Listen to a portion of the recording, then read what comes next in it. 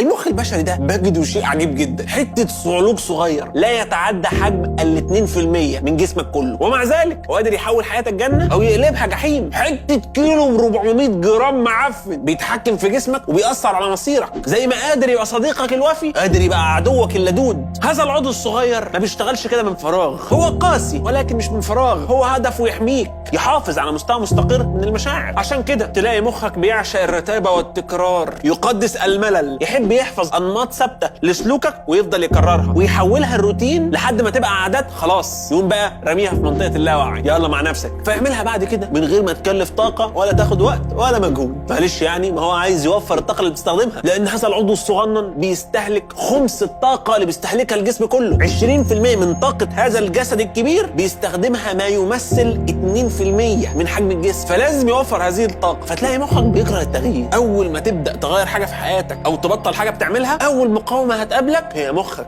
اي مرحله جديده خارج النطاق المألوف للمخ تهديد، ثريت، يبدا يجهز له باليات دفاعيه، كانه بالظبط تهديد حيوان مفترس طلع لك في الغابه. كل هذه الحاله بقى اسمها ايه؟ اسمها الاسترس، الضغط، رد فعل لا ارادي، حاجه ما بتحصلش بمزاجك على مستوى النفسيه والجسم، حاله طوارئ الجسم بيعلنها عشان يساعدك تاخد اكشن ضد ستريسور مؤثر بيشكل تهديد. واحد يقول لي الله، طب ما لو على قد المشاعر ما هزعل شويه وافك، ما انا اصلي واخد على الاحزان والدمع في عيوني ليلاتي. تحيه كبيره لحسن نصر الله يرحمه. ولكن الفكره ان النواقل العصبيه، النيورو ترانسميترز دي، الستريس بيضربها مسؤوله عن وظائف عقليه تانية زي معدل تركيزك واتخاذك للقرارات. طيب يا ابو حميد ادينا عرفنا الضغط بيحصل ازاي، ايه بقى اللي بيسببه عشان نحط ايدنا عليه فنتحكم فيه قبل ما يحصل؟ اقول لك انت هايل، انت عظيم، قريت افكار، انا مبسوط منك، بتتطور كل حلقه عن اللي قبلها، ولكن للاسف مخك ما بيتطورش.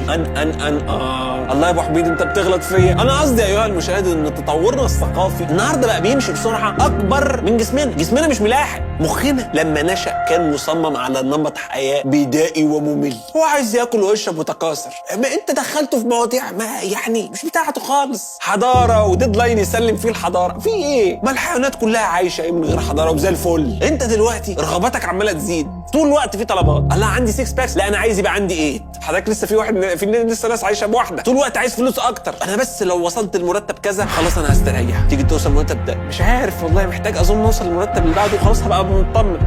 مفيش حاجه بترضيك. وزي ما قلنا اي حاجه بتخلي المخ يخرج عن الروتين بتاعه بتخليه تحت ضغط، فحرفيا اي حاجه في حياتك ممكن تخلي المخ يمر بهذه التجربه.